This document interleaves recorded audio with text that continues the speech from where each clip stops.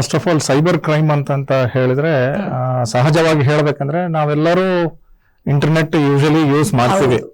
ನಾವು ಮೊಬೈಲ್ ಅಲ್ಲಿ ವಾಟ್ಸಪ್ ಅಲ್ಲಿ ಮೆಸೇಜ್ ಕಳ್ಸೋದಾಗ್ಲಿ ಅಥವಾ ಫೇಸ್ಬುಕ್ ಅಲ್ಲಿ ಪೋಸ್ಟ್ ಮಾಡೋದಾಗ್ಲಿ ಅಥವಾ ವಿಡಿಯೋ ಹಂಚ್ಕೊಳ್ಳೋದಾಗ್ಲಿ, ಇನ್ಸ್ಟಾಗ್ರಾಮ್ ಅಲ್ಲಿ ರೀಲ್ಸ್ ಮಾಡಿ ಹಾಕೋದಾಗ್ಲಿ ಅಥವಾ ಸ್ನ್ಯಾಪ್ ಚಾಟ್ ಅಲ್ಲಿ ಫೋಟೋಸ್ ತೆಗೆದು ಶೇರ್ ಮಾಡ್ಕೊಳ್ಳೋದು. ಸೊ ಇದೆಲ್ಲ ಬಳಕೆ ಮಾಡ್ಕೋಬೇಕಾದ್ರೆ ನಮ್ಗೆ ಇಂಟರ್ನೆಟ್ ಕಂಪಲ್ಸರಿ ಬೇಕಾಗುತ್ತೆ.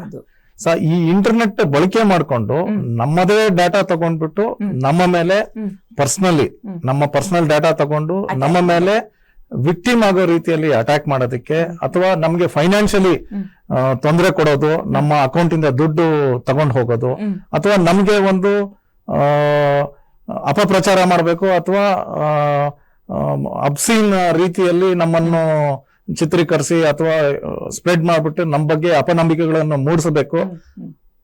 ಇಂಥ ಕಾರ್ಯಕ್ರಮಕ್ಕೆ ಎಲ್ಲ ನಾವು ಇಂಟರ್ನೆಟ್ ನ ಬಳಕೆ ಮಾಡಿದ್ರೆ ಮಾತ್ರ ಅದು ಸೈಬರ್ ಅಫೆನ್ಸ್ ಅಂತ ಹೇಳಕ್ಕೆ ಅನ್ಸ್ಕೊಳ್ಳೋದು.